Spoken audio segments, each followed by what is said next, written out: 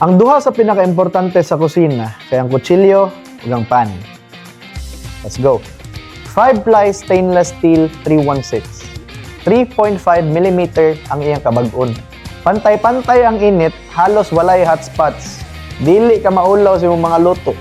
Induction, gas, infrared, electric, bisag unsa pa na. Pwede ra gid kayo kay universal man.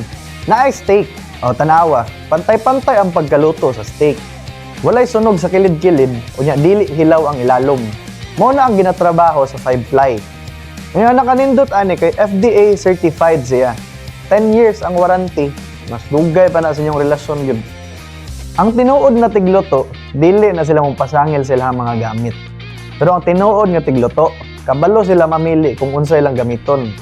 10 years sa pan. Kutsen ang nag-commit na gyud para sa imuha. So kung ikaw, kung gikapoy na kasi mo mga pangluto na gamit, ang Kutsen Germany na ang link sa bio.